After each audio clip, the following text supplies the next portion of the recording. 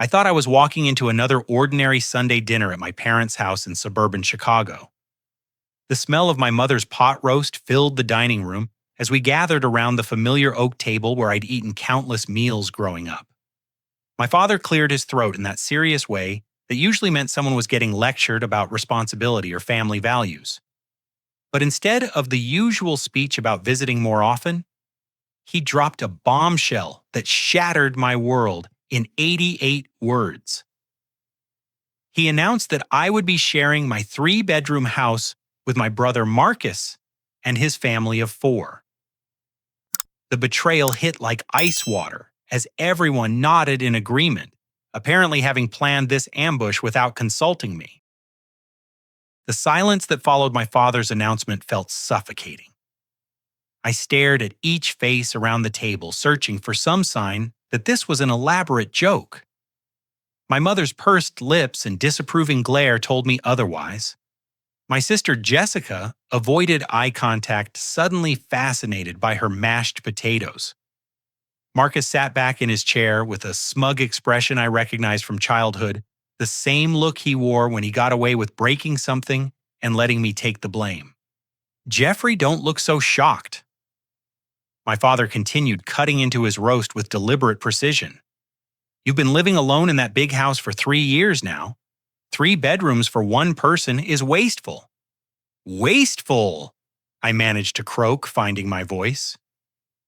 Dad, I bought that house. I saved for years, worked overtime, and sacrificed to afford it. My mother set down her fork with enough force to make the china rattle. Don't raise your voice at your father, Jeffrey. We raised you better than that. This family takes care of each other, and right now, Marcus needs our help. I turned to Marcus, who was 35 years old and should have been capable of taking care of his own family. What happened to your job at the accounting firm? Marcus shifted uncomfortably. Budget cuts. They had to let people go. It happens to everyone these days. That was 6 months ago, I pointed out. What have you been doing since then? Looking for the right opportunity. Patricia chimed in, speaking for the first time since we'd sat down. My sister-in-law had always been particular about appearances, and even now facing what she claimed was a housing crisis, she wore a designer blouse and perfectly styled hair. Marcus isn't going to take just any job, he has standards. Jessica finally looked up from her plate. Jeffrey, we've all been talking about this for weeks. You make good money with your software engineering job, especially after that promotion last month. You can afford to help family. The word weeks hit me like a physical blow. You've been planning this behind my back, meeting about my life without including me. We wanted to present you with a solution instead of just complaints, my father explained, as if orchestrating a family ambush was perfectly reasonable behavior. Marcus and Patricia need a place to stay while they get back on their feet. You have extra rooms. It's simple mathematics. Simple mathematics. I stood up abruptly, my chair scraping against the hardwood floor. This isn't a math problem, Dad. This is my home, my privacy, my life you're trying to rearrange without my consent. My mother's voice took on that guilt-laden tone she'd perfected over decades of manipulation. I'm disappointed in you, Jeffrey. When did you become so selfish your brother has 2 children to think about? As if summoned by her words, 8-year-old Tyler and 11-year-old Madison appeared in the doorway, their faces carefully arranged in expressions of innocent hope. Patricia had clearly coached them for this moment. Uncle Jeffrey, Madison said in a small voice, are we really going to live in your big house? Mommy said you have a backyard with space for a swing set. My heart clenched at the manipulation, but I recognized it for what it was. Patricia was using her children as emotional weapons, and my family was helping her do it. I looked around the table again, seeing my loved ones in a new light. These people who claimed to care about me had spent weeks plotting to upend my carefully built life. The thing is, Jessica said, pulling out her phone, we might have already mentioned to a few people that you agreed to help. The Hendersons from church know, and Mom told Mrs. Patterson from next door. Everyone thinks it's wonderful how you're stepping up for family. The trap closed around me with perfect precision. Not only had they planned this without me, they'd told the community that I'd already agreed. Refusing now would make me look like a heartless liar who'd gone back on my word to help children in need. Marcus leaned forward with false sincerity. Look, Jeffrey, I know this seems sudden, but we're family. We've always had each other's backs. Remember when you needed help with college tuition, Mom and Dad didn't hesitate. The comparison was so unfair it took my breath away. They'd helped me with tuition as parents supporting their child's education. This was completely different. This was emotional blackmail wrapped in family obligation. How long are we talking about? I asked, grasping for some boundary, some limit to the invasion they were planning. Until we get settled, Patricia said vaguely. Just until Marcus finds the right position and we can afford our own place again. The phrase "the right position" sent warning bells clanging in my head. Marcus had been unemployed for 6 months and showed no signs of lowering his standards or taking interim work. Patricia hadn't worked in years, claiming the children needed her at home.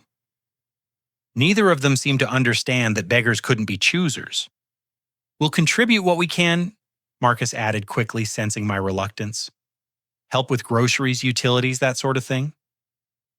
What you can, I repeated. You just told me you're unemployed. We have some savings, Patricia said defensively. We're not destitute. But if they had savings, why couldn't they rent their own apartment? Why did they need to move into my house specifically? The whole story felt incomplete, like they were hiding something important.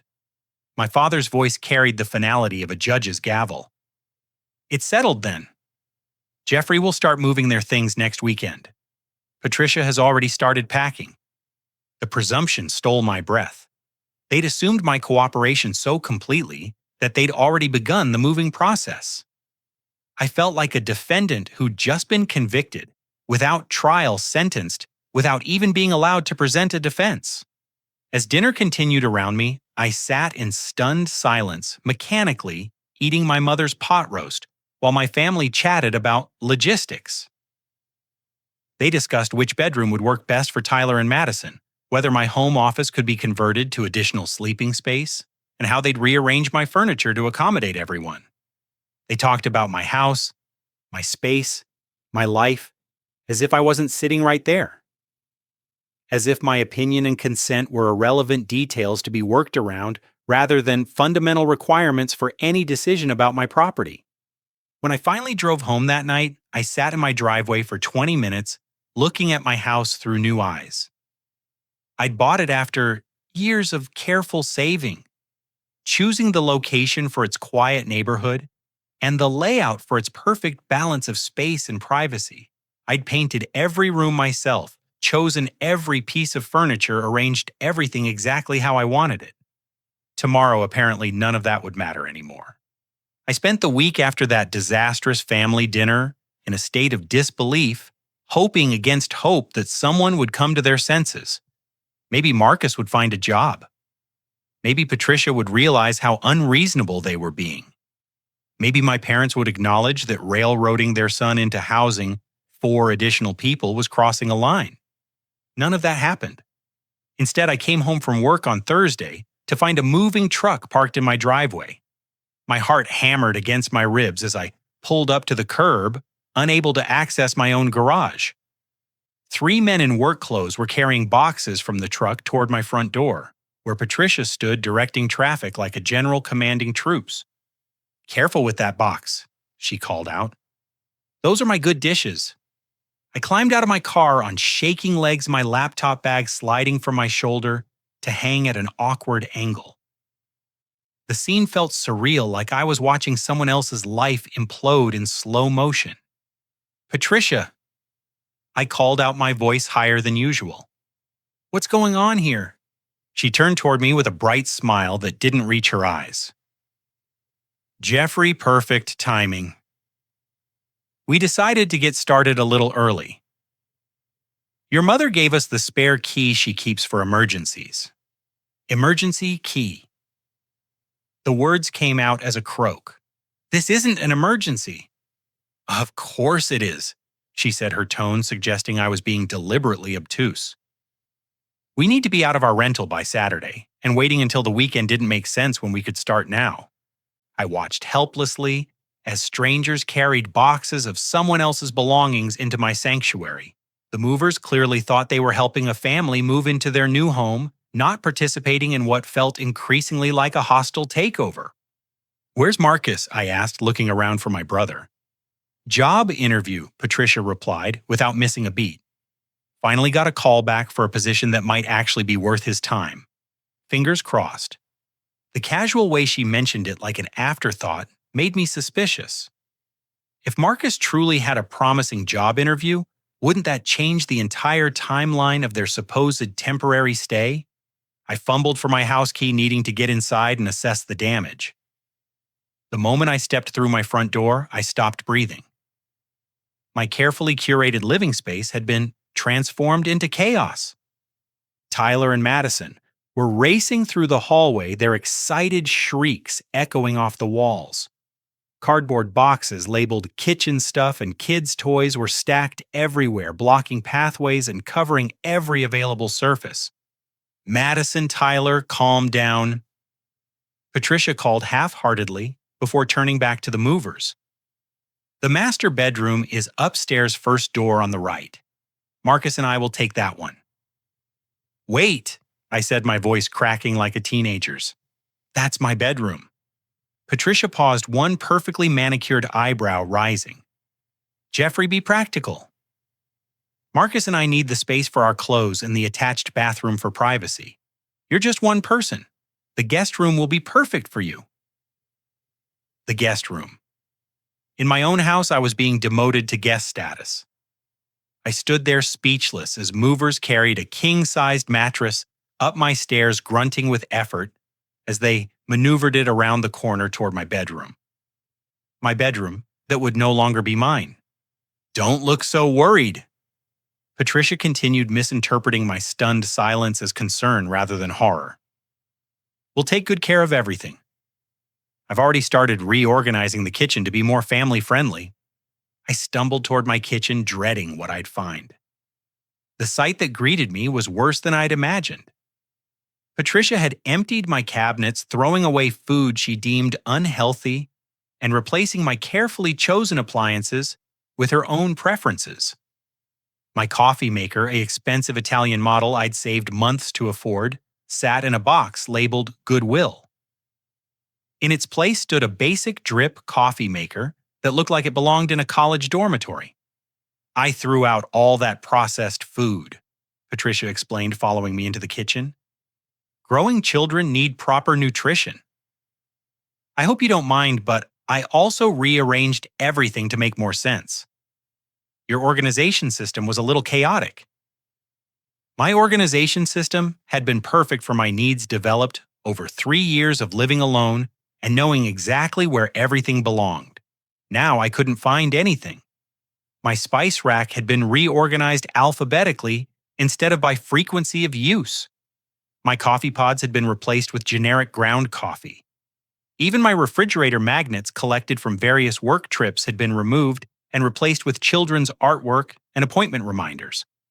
"Where did you put my coffee maker?" I asked, trying to keep my voice level. "Oh, that old thing. It was so complicated, all those buttons and settings. This new one is much simpler. One button, perfect coffee every time." The casual dismissal of my belongings sent a spike of rage through my chest. That wasn't just a coffee maker, it was a symbol of my success, a daily reminder that I'd worked hard enough to afford nice things. She'd thrown it away like garbage without even asking. "Patricia, that was a $600 machine." She waved her hand dismissively. "Jeffrey, you're too attached to material things. This is about family, not fancy gadgets." I heard footsteps on the stairs and looked up to see Marcus descending, wearing a satisfied grin. He changed out of his interview clothes into worn jeans and a t-shirt that had seen better days. "How'd the interview go?" I asked, clinging to hope that he'd gotten the job and this nightmare would be short-lived. "Not what I'm looking for," he said with a shrug. "Small company, limited growth potential. I can do better." My heart sank. Marcus had just turned down employment while moving his family into my house. The entitlement was staggering. The master bedroom is perfect, he continued, oblivious to my growing distress. That walk-in closet will be great for Patricia's clothes, and the attached bathroom means we won't have to share with the kids. Marcus, this is supposed to be temporary, I said desperately. If you're turning down jobs, how temporary can it really be? He clapped me on the shoulder with false camaraderie.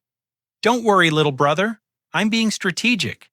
Better to wait for the right opportunity than settle for something beneath my qualifications. A few months here while I network properly, and I'll land something really worthwhile. A few months? The timeline kept expanding, and we hadn't even finished the first day. I watched Patricia direct the placement of their furniture in my living room, moving my couch to make room for their entertainment center and coffee table. My carefully chosen decor was being shoved aside to accommodate their preferences. Mom, where does this go? Madison appeared carrying a large framed photo of Marcus and Patricia's wedding. On the mantel, sweetie. Take down that boring landscape picture first. My boring landscape picture was the original watercolor I'd commissioned from a local artist depicting the view from my favorite hiking trail. I'd saved for months to afford it, and it held deep personal meaning. Now it sat propped against the wall, replaced by someone else's memories. The children treated my house like a playground, running from room to room without supervision. Tyler discovered my gaming console and immediately began pulling controllers and games from the entertainment center, scattering everything across the floor. When I started to say something, Patricia cut me off. Boys will be boys, she said with a laugh. Don't be such a worrywart, Jeffrey. Kids need space to be kids. But this was my space filled with expensive electronics and irreplaceable personal items. I wasn't equipped for children, didn't have childproofing, and certainly hadn't consented to becoming a babysitter in my own home. As evening approached, the reality of my new living situation became undeniable. The movers finished unloading and left me with a bill for their services, apparently assuming I was responsible for the costs. Marcus and Patricia disappeared upstairs to get settled in my former bedroom, leaving me with their children and a house I no longer recognized. I stood in my living room surrounded by boxes and foreign furniture, feeling like a stranger in my own home. Everything familiar had been moved, replaced, or discarded. Even the smell was different, a combination of unfamiliar laundry detergent and Patricia's perfume that seemed to permeate every room. My phone buzzed with a text from my mother. How's the first day going? I'm sure you're all getting along wonderfully. So proud of you for stepping up. I stared at the message, unable to formulate a response. How could I explain that stepping up felt suspiciously like being trampled down? That helping family was beginning to feel like losing myself entirely. Upstairs, I heard the shower running in my former bathroom, Patricia's voice, carrying through the walls, as she explained to Marcus where she'd put his clothes in my former closet. The children had claimed the family room cartoons blaring from my television, while they ate snacks that left crumbs on my furniture. I retreated to the guest room, the smallest bedroom in the house that was now supposed to be mine. My clothes hung awkwardly in the narrow closet, and my personal items looked foreign on the unfamiliar dresser. Through the thin walls, I could hear every sound from the master bedroom, where Marcus and Patricia discussed their plans for redecorating. As I lay in the guest bed that night, staring at the ceiling in my own house, where I was now a guest, I realized the invasion was just beginning. This wasn't temporary help during a rough patch. This was a complete takeover disguised as family assistance. And somehow I'd allowed it to happen without firing a single shot in my own defense. Friday morning arrived with the sound of children arguing, and Patricia's voice rising above the chaos, directing breakfast preparations in my kitchen. I stumbled out of the guest room disoriented in my own home, following the smell of bacon and the clatter of dishes I didn't recognize. Good morning, Jeffrey. Patricia chirped brightly, standing at my stove wearing a floral apron over her silk pajama set. I hope you slept well. I made breakfast for everyone. The kitchen bore no resemblance to the organized space I'd maintained for 3 years. Dirty dishes overflowed from the sink, sticky spots covered the countertops, and unfamiliar food items cluttered every surface. Patricia had apparently decided that cooking for 6 people required using every pan, plate, and utensil in the house simultaneously. I usually just have coffee and toast. I mumbled, reaching for the cabinet where I kept my coffee cups. Oh, those are gone, Patricia said matter-of-factly. I packed them away since they didn't match my dishes. We're using the good china now that we're all living together. Family meals should feel special. Her good china turned out to be an elaborate floral pattern that required hand washing and careful handling. I stood holding a delicate cup that cost more than my entire weekly grocery budget, afraid to drink from it and afraid to put it down. Tyler raced past me carrying a piece of bacon, chasing Madison, who shrieked with laughter as she ran through the house. Their sticky fingers left marks on my walls, and their bare feet tracked mysterious stains across my hardwood floors. Tyler, Madison, settle down, Patricia called without any real authority. Jeffrey's not used to children yet. We need to ease him into family life. The phrase family life hit me like cold water. I hadn't signed up for family life. I'd bought this house specifically for solitude, quiet, and the freedom to live exactly as I chose. Now I was apparently enrolled in some domestic boot camp without my consent. Marcus appeared at the bottom of the stairs, already dressed in a business suit that looked expensive despite his unemployed status. Morning, Jeffrey. Patricia, did you iron my interview shirt? Another interview? I asked, hope flaring in my chest. Regional manager position at a consulting firm, Marcus replied, adjusting his tie in the hallway mirror. Much more appropriate for someone with my experience. That's wonderful, I said, genuinely meaning it. When do you start if you get it? Marcus laughed as if I'd made a joke. Jeffrey, these things take time. Interview process, background checks, salary negotiations. Even if they offer me the position, I wouldn't start for at least a month. Probably longer. My heart sank again. Even in the best-case scenario, I was looking at weeks more of this chaos. And that assumed Marcus actually wanted the job, which his track record suggested was far from guaranteed. After Marcus left for his interview, Patricia announced her plans for the day. I've invited some of my mom friends over this afternoon for coffee. I want to show off our new place and introduce them to you. Your mom friends, I repeated weakly. From the kids' school? We've been meeting regularly, but my old apartment was too cramped for entertaining. This house is perfect for hosting. The presumption took my breath away. Patricia was planning to entertain strangers in my home, treating it as her personal social venue. When I started to object, she cut me off with a practiced manipulation technique I was beginning to recognize. Jeffrey, these women are going through divorces, job losses, all kinds of stress. They need friendship and support. Surely you wouldn't want me to cancel on them. They're so excited to meet Marcus's generous brother. The guilt trip worked perfectly, as Patricia knew it would. How could I object to helping stressed women without looking heartless? She'd framed her social gathering as charity work, making any refusal seem selfish and cruel.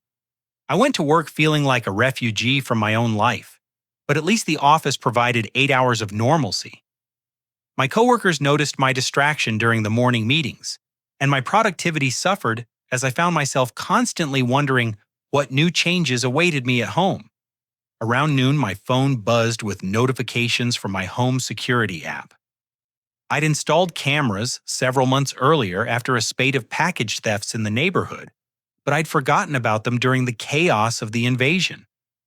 Now I watched in real time as Patricia moved freely through my house, rearranging furniture and decorating for her party. She'd moved my reading chair to the basement and replaced it with a love seat from their old apartment. My coffee table, a solid oak piece I'd spent weeks shopping for, had been pushed against the wall to make room for her glass and chrome monstrosity. Even my book collection had been boxed up and replaced with Patricia's romance novels and parenting magazines. But the security footage revealed something more disturbing than interior decorating. Patricia was going through my personal belongings, opening drawers and cabinets with the casual familiarity of someone who considered herself the lady of the house. She examined my mail-photographed documents from my home office, and even tried on some of my clothes, apparently checking sizes. I watched in horrified fascination as she opened my bedroom dresser and pulled out my personal papers, photographing my bank statements and tax documents with her phone. The violation felt obscene, like watching someone rifle through my underwear drawer while broadcasting it live. When I rushed home during lunch break, I found my house transformed into a social gathering space I didn't recognize. Patricia had lit scented candles that made my eyes water, rearranged all my furniture to create conversation areas, and set up an elaborate spread of refreshments using my dishes and serving pieces.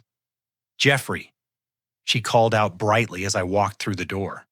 "Perfect timing. I want you to meet my friends." 3 women sat in my living room, looking perfectly at home, while drinking coffee from my good cups and eating pastries from my china plates. They smiled warmly as Patricia introduced me, clearly having heard flattering stories about my generosity and family devotion.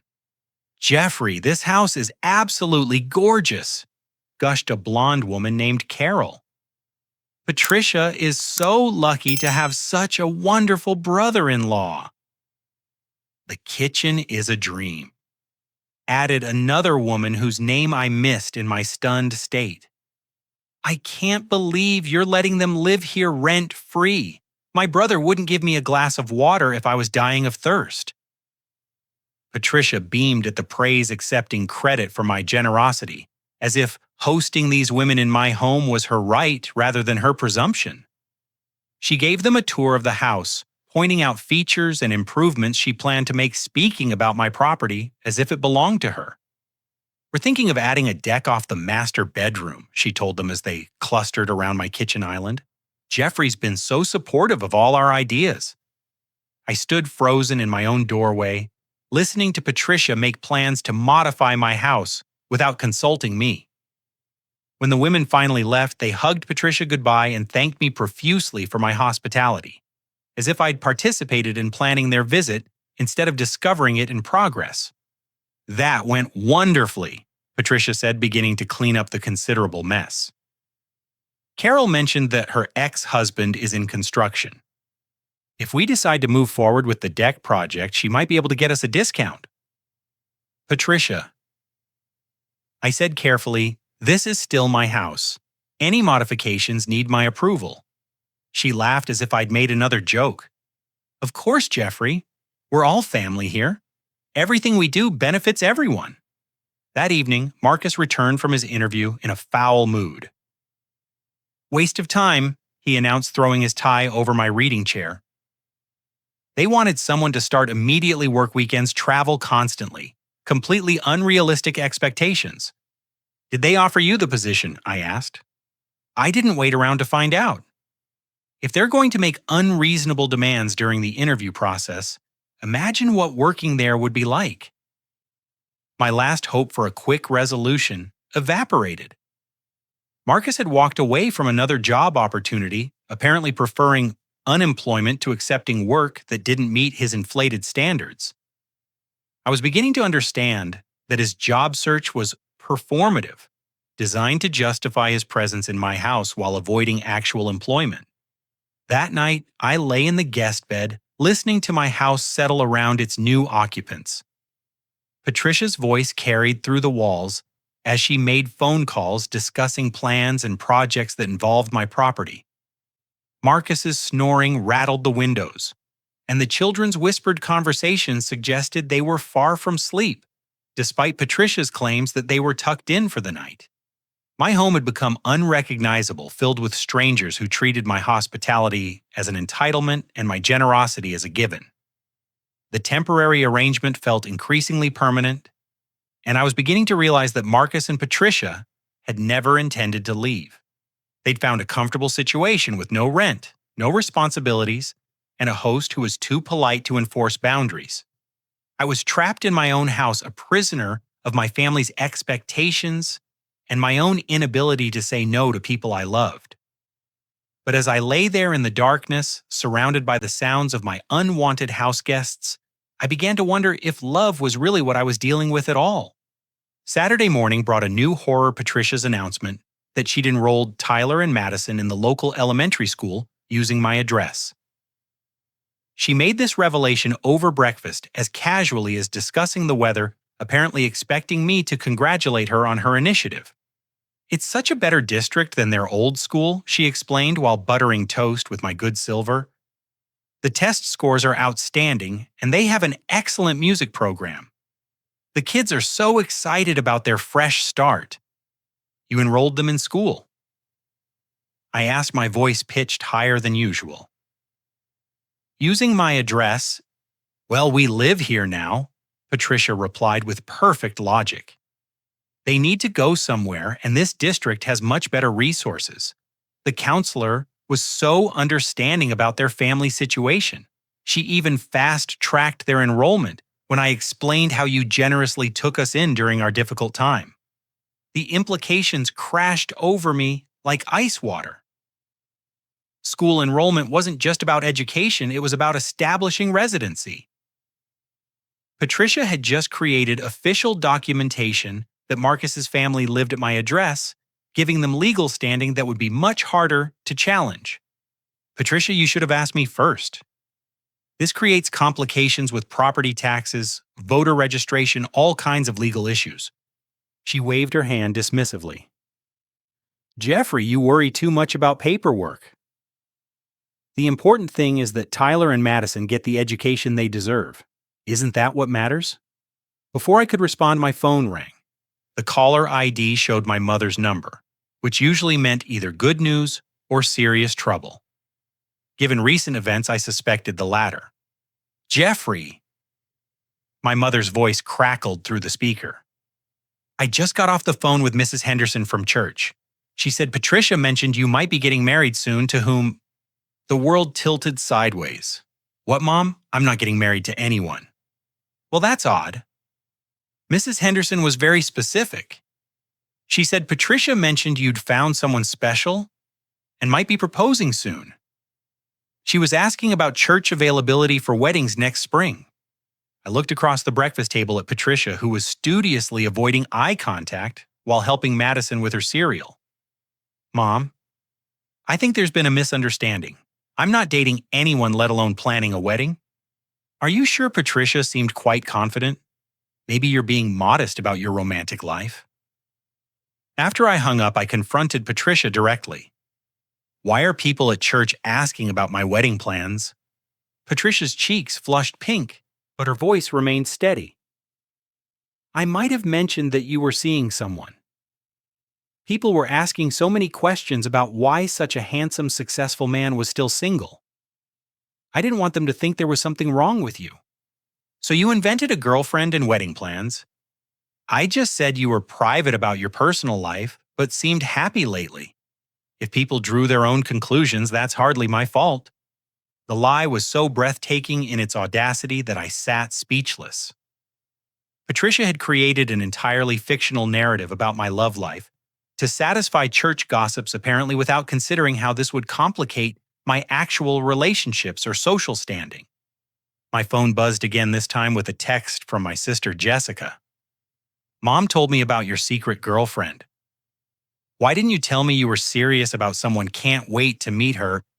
I was drowning in lies I hadn't told, trapped in stories Patricia had spun without my knowledge or consent. Every conversation with my family would now require navigating around a fictional relationship I knew nothing about.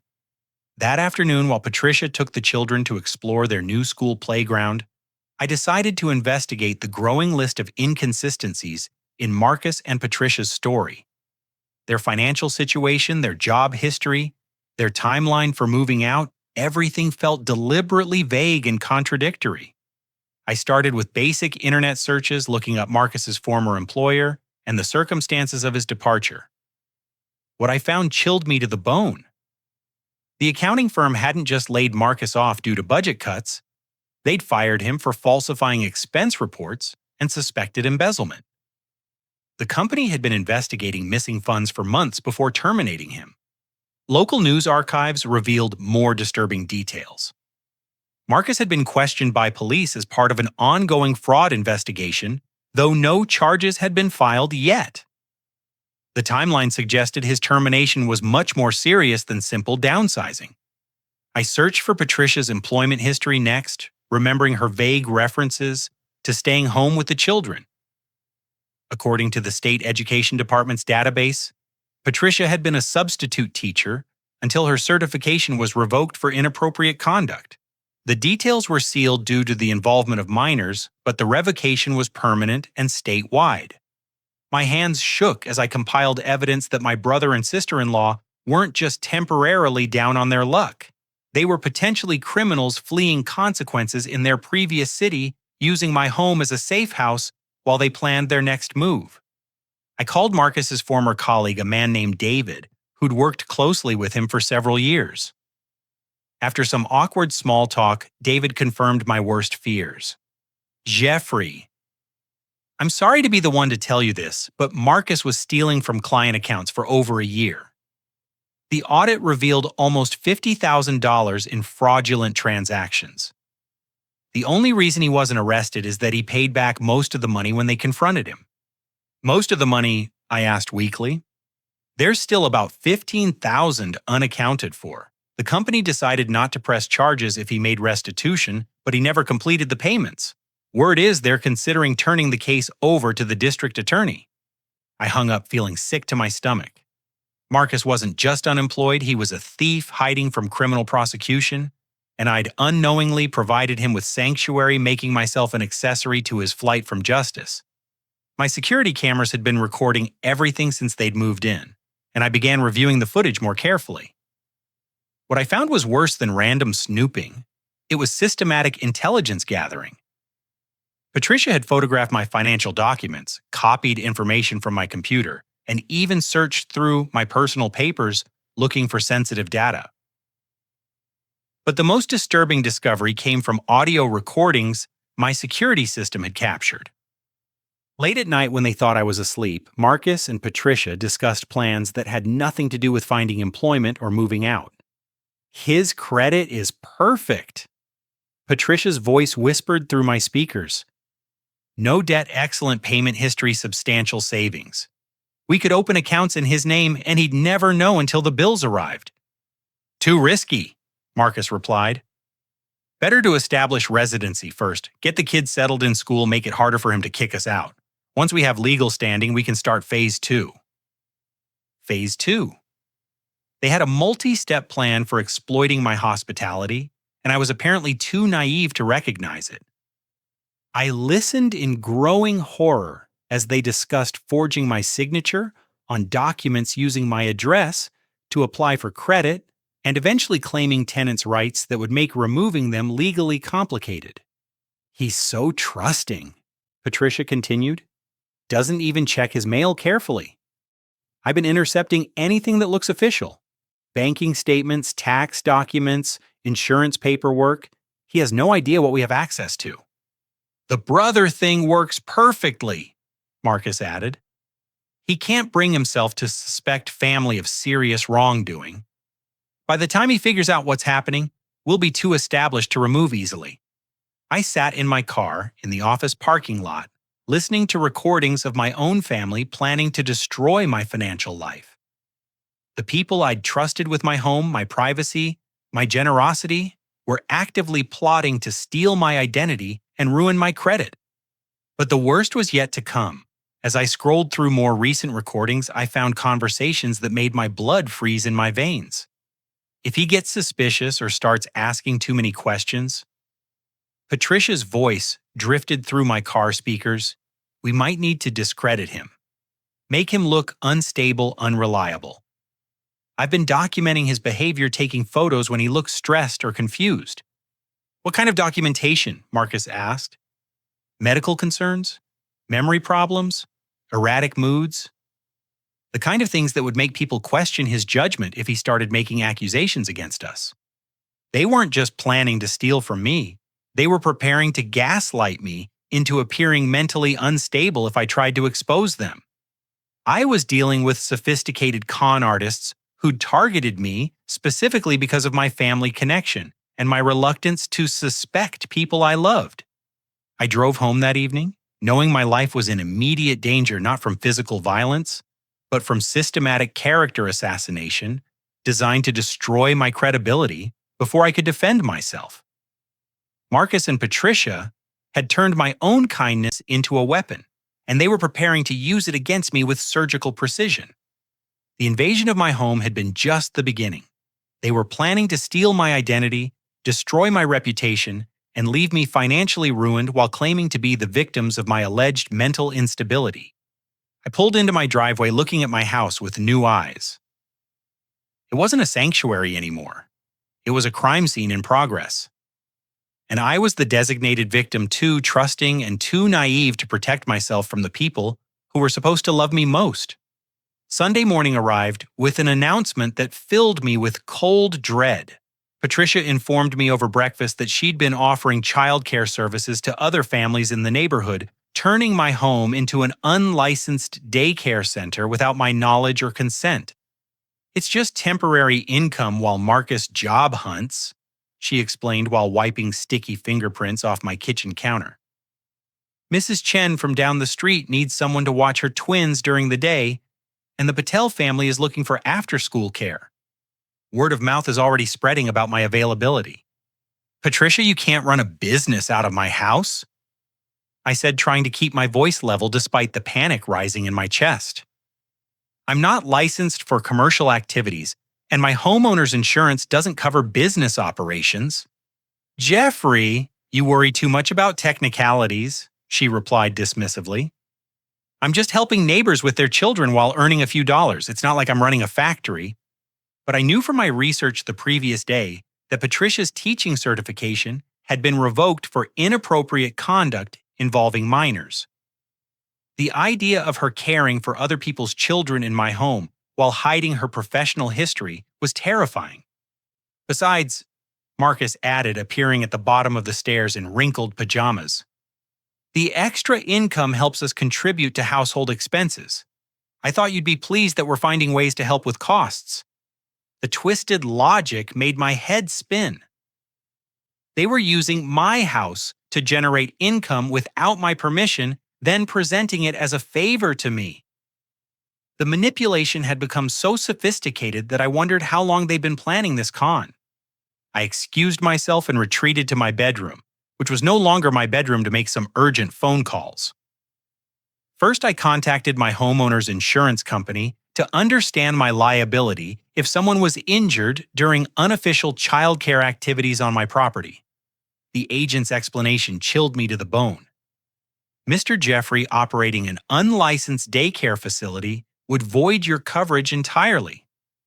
If a child were injured on your property during commercial childcare activities, you could be personally liable for medical expenses, legal fees, and damages. We're talking about potentially hundreds of thousands of dollars in exposure." I hung up and immediately called my attorney, a sharp woman named Sarah Martinez, who'd handled my house purchase. After explaining the situation, she confirmed my worst fears. "Jeffrey, you need to document everything and get them out of your house immediately. The longer they establish residency, the harder it becomes legally. If they receive mail at your address, enroll children in local schools, and operate businesses from the property, they can claim tenants' rights even without a lease." "What kind of tenants' rights?" I asked, though I dreaded the answer. "In Illinois, anyone who can prove they've been living somewhere for more than 30 days has the right to formal eviction proceedings. That means you'd have to file court papers, wait for hearings, prove they're not legitimate tenants. The process can take months, even with perfect documentation." I was running out of time. Marcus and Patricia were systematically establishing legal footholds that would make removing them increasingly difficult. Every day I waited was another day they could claim deeper entrenchment in my property. That afternoon, while Patricia met with potential childcare clients in my living room, I took a different approach. I called a private investigator recommended by my attorney, a former police detective named James Morrison, who specialized in fraud cases. "Mr. Jeffrey E. Morrison said after I'd explained the situation, what you're describing sounds like organized family exploitation, possibly part of a larger pattern. These people are professionals. Let me do some research and get back to you. Morrison called me back within hours with information that made my blood run cold. Marcus and Patricia had fled Phoenix 18 months earlier after pulling a similar scam on Patricia's elderly uncle. They'd moved into his home under the guise of providing care, then systematically drained his bank accounts and forged his signature on loan documents. When the uncle tried to remove them, they claimed he was suffering from dementia and filed for guardianship. The uncle died before the case was resolved, Morrison continued. Heart attack possibly brought on by stress. Marcus and Patricia inherited the house because they'd convinced him to change his will. The family suspects foul play, but there wasn't enough evidence for criminal charges. They killed someone, I whispered. They definitely contributed to his death through financial and emotional abuse. The pattern is clear. They target trusting family members, establish residency, then systematically destroy their victim's life while claiming to be caregivers or dependents. I listened in horror as Morrison described additional cases in 3 different states. Marcus and Patricia were serial family predators, moving from victim to victim and leaving financial ruin in their wake. I wasn't their first target, I was just their most recent mark. The good news, Morrison continued, is that you caught on early. Most victims don't realize what's happening until they've been completely cleaned out. You still have time to protect yourself, but you need to act fast. Morrison outlined a plan that would give me the evidence I needed to expose them while protecting myself from their inevitable retaliation. The first step was installing additional hidden cameras throughout my house to document their activities. The second was pretending to be increasingly unwell, making myself appear vulnerable while secretly gathering proof of their crimes. They're already planning to discredit you, Morrison explained. I heard the recordings you sent. If you suddenly start acting suspicious or confrontational, they'll accelerate their timeline and claim you're having a breakdown. Better to let them think their plan is working while you build an airtight case. That evening, I began my performance. I complained about headaches, forgot simple things, and acted confused about conversations that had happened earlier. Marcus and Patricia exchanged meaningful glances, clearly pleased that their psychological manipulation was taking effect. "Jeffrey, you seem tired lately," Patricia said with false concern. "Maybe you should see a doctor. Stress can cause all sorts of problems." "I'm fine," I mumbled, playing the part of someone in denial about declining mental health. "Just busy at work. You forgot to take your vitamins this morning." She continued, showing me a pill organizer I'd never seen before. "And you left the coffee maker on all night yesterday." Little things like that can be early warning signs. I realized with growing horror that Patricia had been documenting these alleged incidents, creating a paper trail of my supposed memory problems. The vitamins were probably placebos or something worse, designed to make me actually feel unwell. Every symptom she mentioned was either fabricated or caused by their sabotage. Over the next several days, I played my part perfectly while Morrison's team gathered additional evidence. We discovered that Marcus and Patricia were wanted for questioning in connection with several elderly exploitation cases across the country. Their pattern was always the same: target vulnerable family members, establish residency, then systematically drain their resources while claiming to provide care. The most disturbing revelation came when Morrison traced their financial history.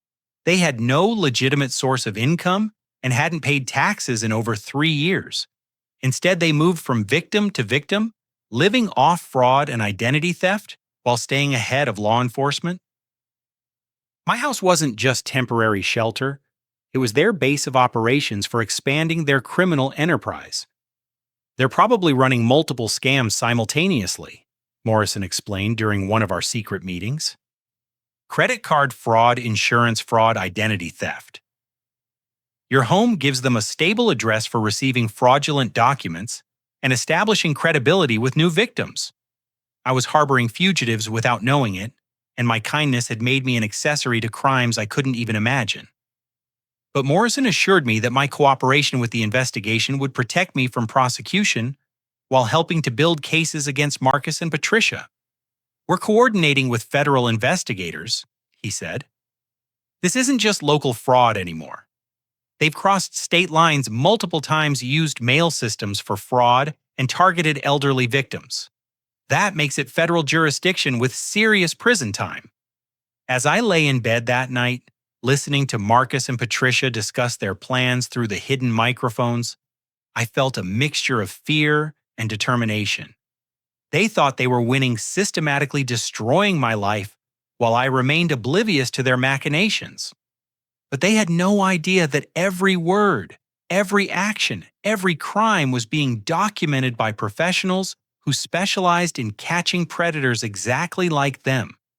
Their confidence would become their downfall, and my apparent vulnerability was actually the bait in a trap they'd never see coming. The game was changing, and for the first time since this nightmare began, I wasn't the helpless victim anymore. The opportunity I'd been waiting for arrived on a Thursday morning when Patricia announced she needed to take Tyler to a doctor's appointment in their former city. She claimed it was a specialist who knew his medical history, but I suspected she was planning to handle unfinished business from their previous scam.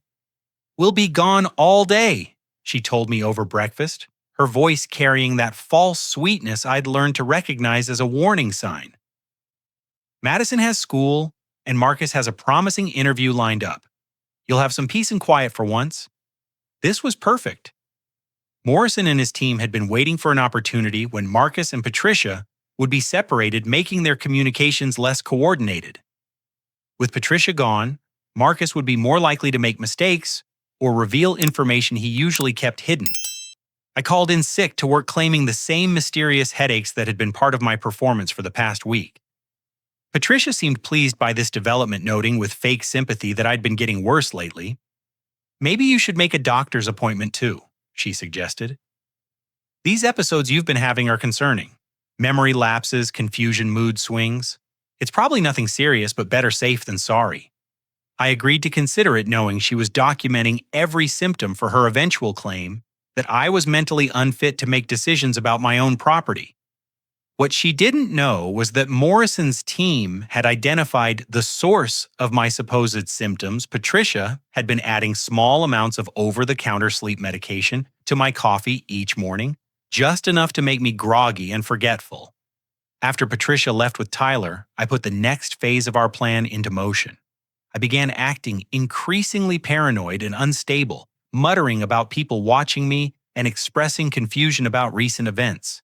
The hidden cameras captured every moment as Marcus watched with satisfaction, clearly believing his psychological manipulation was succeeding. "Jeffrey, you're scaring me," Madison said when I started talking to myself about hidden cameras and people plotting against me. "Are you okay?" "Don't worry about your uncle," Marcus told her with practiced reassurance.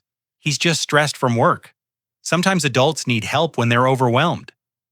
The way he comforted his daughter while simultaneously documenting my alleged breakdown was chilling.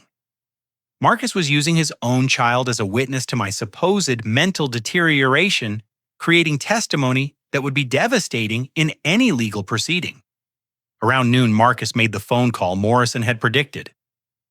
I listened from my hiding spot in the basement as he spoke to someone about accelerating their timeline. "He's getting worse faster than we expected," Marcus said quietly. "Patricia thinks we should move to phase 3 ahead of schedule. The medical documentation is building, but if he has a complete breakdown before we're ready, it could complicate things." Phase 3. Morrison had warned me about this, though we could only guess what it entailed. Based on their previous patterns, it likely involved triggering a crisis that would justify their permanent takeover of my property and finances. "No, we can't wait for the full psychological evaluation," Marcus continued. "If he starts making accusations while he still appears coherent, people might believe him. Better to establish guardianship while he's clearly incompetent." Guardianship. They were planning to have me declared mentally unfit and take legal control of my life. I felt sick thinking about their previous victim, Patricia's uncle, who died under mysterious circumstances while they fought for control of his estate. That afternoon, Marcus received a visitor that changed everything. Through my security cameras, I watched a woman in professional attire arrive at my front door. She introduced herself as Dr. Rebecca Hamilton, a psychologist Marcus had contacted about conducting an emergency mental health evaluation. Mr. Marcus called me about his brother's deteriorating condition. She explained when Marcus let her into my house without my permission. He's concerned that Jeffrey might be a danger to himself or others. I realized with growing horror that Marcus had hired a corrupt professional to rubber stamp my incompetence. This wasn't a legitimate evaluation. It was a predetermined outcome designed to justify their legal takeover of my property. "Where is Jeffrey now?" Dr. Hamilton asked, looking around my living room as if she owned it. "Sleeping," Marcus replied. "He's been having episodes where he stays awake all night talking to people who aren't there, then crashes during the day. Yesterday, he accused me of poisoning his food." The irony was breathtaking. Marcus was describing actual symptoms caused by Patricia's drugging while presenting them as evidence of mental illness. Every detail he provided was technically accurate, but completely devoid of context. "I've documented everything." Marcus continued, showing Dr. Hamilton a folder I'd never seen before. Photographs of him in confused states, recordings of his paranoid ramblings, witness statements from family members who've observed his decline. Morrison's voice crackled through my hidden earpiece. "This is it, Jeffrey. They're about to spring the trap. Are you ready?" I took a deep breath and began the most important performance of my life. Stumbling up from the basement, I appeared in the living room looking disheveled and confused, playing the part of someone in the grip of a mental health crisis. "Marcus," I said in a shaky voice, "who is this woman? Why are there strangers in my house?" "Jeffrey, this is Dr. Hamilton," Marcus said with false patience. "Remember, I told you she was coming to talk with you about how you've been feeling?" "I don't remember," I mumbled, looking around the room with apparent confusion. "Things have been strange lately. People moving my stuff, changing things when I'm not looking." Dr. Hamilton made notes while observing my behavior, clearly seeing what she'd been paid to see. "Jeffrey, can you tell me what day it is?" I gave her the wrong day, then corrected myself uncertainly. "Tuesday, no wait. Wednesday?" "I'm sorry, the days all blur together." "Have you been sleeping well?" she continued. "There are voices," I said quietly. "Conversations when I'm trying to sleep. People talking about me making plans. But when I get up to check, there's nobody there." This was actually true. I'd been hearing Marcus and Patricia's plotting through the surveillance equipment. But in this context, it sounded like auditory hallucinations symptomatic of severe mental illness. "Jeffrey," Dr. Hamilton said gently, "your brother is concerned about you. He thinks you might need some help, perhaps a stay in a facility where professionals can evaluate your condition properly." The trap was closing exactly as Morrison had predicted. They planned to have me committed to a psychiatric facility where I'd be drugged into compliance while they gained control of my assets. By the time I was released, if I ever was, they'd have stripped my accounts and claimed ownership of my property. "I don't want to go anywhere," I said, allowing real fear to creep into my voice. "This is my house. I just want people to stop moving my things." "Sometimes we don't know what's best for us when we're unwell," Marcus said with practiced sympathy. "The important thing is getting you the help you need." Dr. Hamilton nodded approvingly. "I think a 72-hour evaluation would be appropriate. We can arrange transportation this afternoon." "No," I shouted, suddenly becoming agitated. "You can't make me leave my own house. Marcus, tell her this is my house." "Jeffrey, please calm down," Marcus said, moving toward me as if to restrain someone having a psychotic episode. "You're not thinking clearly right now." This was the moment Morrison had prepared me for. As Marcus reached for me, I backed away and shouted the predetermined phrase, "Get your hands off me! Help someone help me!" Within seconds, my front door exploded open as federal agents poured into the house. Dr. Hamilton screamed and dove behind my couch while Marcus stood frozen, his hands still extended toward me, as armed professionals surrounded him. Marcus Thompson, you're under arrest for conspiracy to commit fraud, elder abuse, identity theft, and attempted kidnapping, the lead agent announced while handcuffing my brother. Dr. Rebecca Hamilton, you're under arrest for conspiracy and professional misconduct. The transformation was immediate and complete. My apparent mental breakdown evaporated as I straightened up, pulled the hidden microphone from my shirt, and looked directly at Marcus with clear, focused eyes. "Hello, Marcus," I said calmly. "I believe you were just discussing guardianship arrangements." The look of shock and betrayal on his face was deeply satisfying. "Jeffrey, but how did you—" "I've been recording everything for weeks," I told him, as agents led him toward the door. "Every conversation, every plan, every crime. You thought I was losing my mind, but I was actually gathering evidence to put you in prison where you belong." Morrison appeared from the kitchen carrying boxes of documents and computer equipment. "We've got everything, Jeffrey. Financial records, forged documents, evidence of the drugging, recorded confessions to multiple felonies across several states." As they led Marcus away, he looked back at me with pure hatred. "You have no idea what you've done, Jeffrey. Patricia will destroy you for this. Our children will grow up knowing their uncle betrayed their family." "Your children will grow up knowing their parents are criminals," I replied without emotion. "Maybe that will save them from becoming criminals themselves." The house fell silent after the arrests, broken only by the sound of federal agents cataloging evidence. Morrison found Patricia's stash of forged documents hidden in my attic, along with stolen mail and photocopied financial records from multiple victims. "She'll be arrested when she returns with Tyler," Morrison assured me. "We have units watching their former apartment and all the places she might run. There's nowhere to hide from federal charges." I stood in my living room, finally quiet after weeks of chaos, and felt something I hadn't experienced in months: peace. The nightmare was over, but the reckoning was just beginning. Patricia's arrest 3 hours later provided the final piece of evidence that sealed the case against both of them.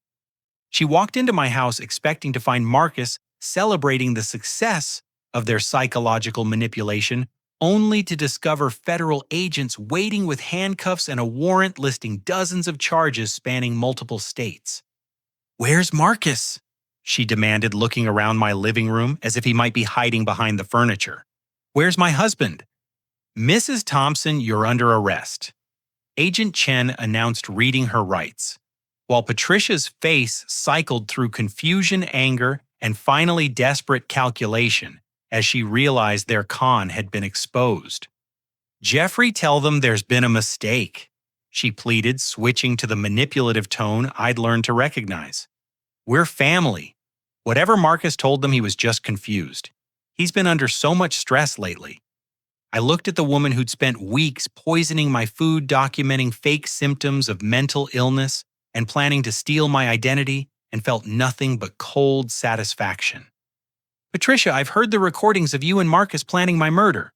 There's no coming back from that." Her face went white as the implications hit her. They'd been so confident in their surveillance countermeasures, so certain I was too trusting to suspect family members of serious crimes. The reality that I'd been actively investigating them for weeks clearly hadn't occurred to either of them. Tyler, who'd been waiting in Patricia's car during the arrest, was immediately taken into protective custody by Child Services. The boy looked confused and frightened as social workers explained that he'd be staying with different family members while his parents faced federal charges. "Uncle Jeffrey," Tyler said as they led him toward the social worker's vehicle. "Mommy said you were sick. Are you better now?" The innocence in his voice broke my heart. Tyler and Madison had been weaponized by their parents, used as emotional manipulation tools, and trained to lie about adult behavior they couldn't possibly understand. They were victims too, just as damaged by Marcus and Patricia's criminal lifestyle as the people they'd scammed. "I'm fine, Tyler," I told him gently. The sickness was pretend like playing a game. The important thing now is that you and Madison are safe. Within 72 hours, federal investigators had unraveled the full scope of Marcus and Patricia's criminal enterprise. The evidence found in my house led to charges in 7 different states, connecting them to more than 20 victims over the past 5 years. Morrison briefed me on the investigation's findings in my living room, which felt surreal after weeks of treating it as enemy territory. They've been running this scam systematically, he explained, spreading case files across my coffee table.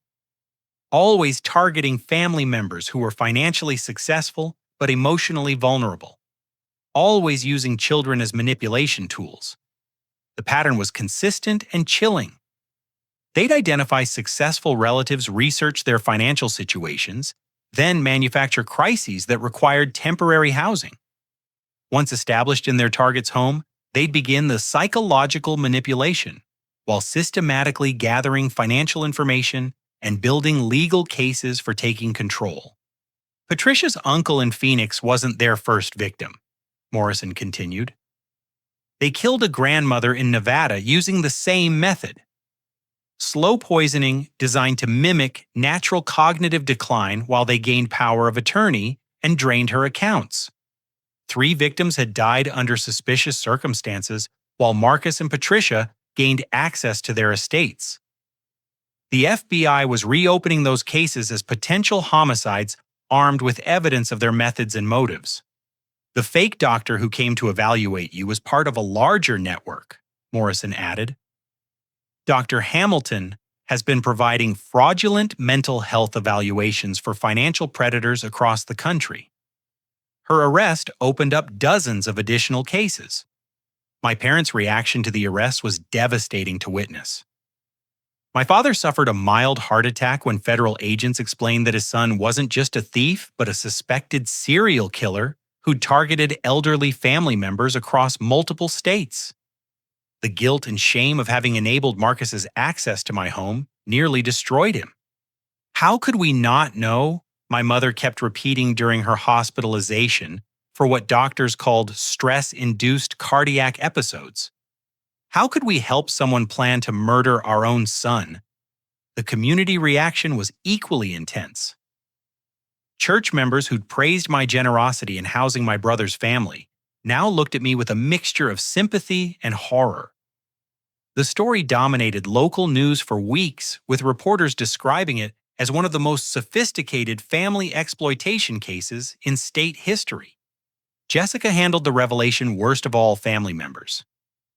She'd been Marcus's most vocal supporter, actively pressuring me to house his family and criticizing my reluctance as selfishness. Learning that her advocacy had nearly enabled my murder broke something fundamental in her worldview. I kept telling you to trust family, she sobbed during one of our difficult conversations.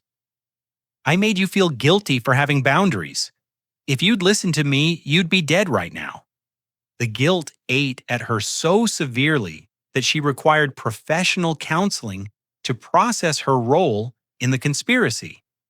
Our relationship took years to rebuild, and even then it never returned to its previous closeness. The trial became a media spectacle that exposed the shocking prevalence of family financial abuse. Marcus and Patricia's case opened discussions about how criminals exploit family loyalty and social expectations to victimize their own relatives.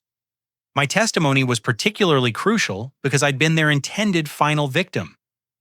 The recordings of them planning my murder, combined with evidence of their systematic poisoning and psychological manipulation, painted a clear picture of premeditated homicide for financial gain. Ladies and gentlemen of the jury, the prosecutor said during closing arguments, the defendants didn't just steal money, they stole trust, destroyed families, and killed vulnerable people who loved them. Jeffrey Thompson survived only because he was smart enough to document their crimes and brave enough to fight back.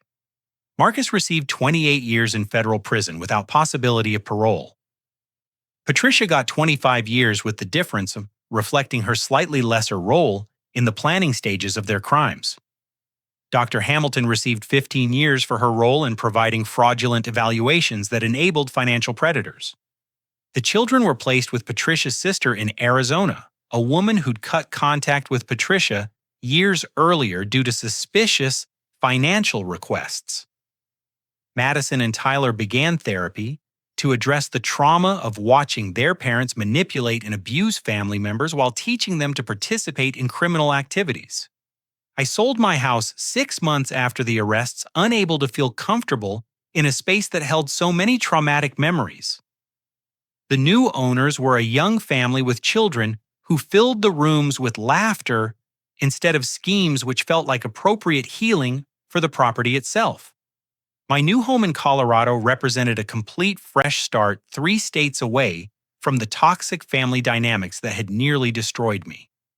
I kept limited contact with my parents as they worked through their own guilt and shame, but I never again allowed family obligations to override my personal safety instincts. The experience taught me that love isn't blind trust and family isn't an excuse for abuse. Real family members support your boundaries rather than manipulating you to violate them. People who truly care about your welfare don't exploit your kindness or use your generosity against you. I used the reward money from helping solve multiple cold cases to establish a foundation that educates families about financial abuse and provides resources for victims of relative exploitation. The nonprofit work transformed my trauma into purpose, helping other people recognize and escape similar situations before they became victims. 3 years later, I received a letter from Madison, now 14 and living with her aunt. She wrote that she'd learned the truth about her parents' crimes and wanted to apologize for being part of their manipulation. Her therapy had helped her understand that she'd been a victim too trained from childhood to help her parents hurt people. I wrote back encouraging her education and emphasizing that children aren't responsible for their parents' crimes. Madison deserved a chance at a healthy life free from the toxic patterns that had defined her childhood. Tyler, now 11, was reportedly doing well in school and showing no signs of his parents' manipulative tendencies. The final chapter of this story came 5 years after their arrest, when I testified at Marcus and Patricia's parole hearings. Both had been model prisoners, participating in therapy programs and expressing remorse for their crimes. Their lawyers argued that they'd been rehabilitated and deserved early release. I opposed their parole applications not from revenge but from genuine concern for public safety. People who spent years perfecting the art of family manipulation and murder couldn't be trusted to reform after a few years in prison. Their victims deserved better protection than hopes and therapeutic programs. The parole board agreed, denying both applications and recommending they serve their full sentences. Marcus and Patricia would remain in prison until they were too old to pose a realistic threat to vulnerable family members. Standing in that hearing room, looking at the 2 people who tried to destroy my life while claiming to love me, I felt something unexpected forgiveness. Not for their crimes, which were unforgivable, but for the toxic family dynamics that had made their manipulation possible. I'd learned that forgiveness doesn't require reconciliation or trust. It simply means releasing the anger that ties you to people who hurt you. Marcus and Patricia would spend the rest of their lives paying for their choices, but I was free to build something better from the ashes of their destruction. Today I live in a beautiful home surrounded by mountains, working remotely for a tech company that values my expertise without demanding my soul. I have genuine friends who respect boundaries and support healthy choices. My romantic relationships are built on mutual respect rather than family obligation.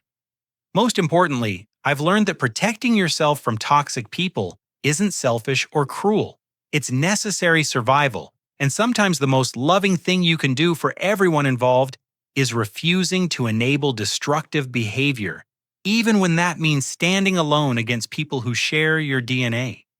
Family isn't defined by blood relations or guilt-imposed obligations. Real family consists of people who genuinely care about your well-being and would never deliberately harm you for their own benefit. Everyone deserves that kind of family, and everyone has the right to create it by choosing people who actually love them instead of people who merely claim to. The scars from that experience will always remain, but they've become reminders of my strength rather than symbols of victimhood. I survived a calculated attempt to destroy my life by people who were supposed to protect me, and I used that survival to help others facing similar threats. That's not just justice, that's transformation. And sometimes transformation is the greatest revenge of all. Have you ever found yourself in a situation where family members expected you to sacrifice your boundaries for their benefit? How did you handle the pressure to help relatives who seemed to take advantage of your kindness? I'd love to hear your thoughts and experiences in the comments below. If this story resonated with you or helped you recognize similar patterns in your own life, please like this video and subscribe for more real-life stories about overcoming family manipulation and toxic relationships. Sharing these experiences helps other people realize they're not alone in dealing with difficult family dynamics. Thank you for listening to my story and supporting this channel. Remember that you have the right to protect yourself from anyone who tries to harm you, regardless of their relationship to you. Stay strong, trust your instincts, and never let anyone convince you that love requires accepting abuse. Until next time, take care of yourselves and the people who genuinely care about you.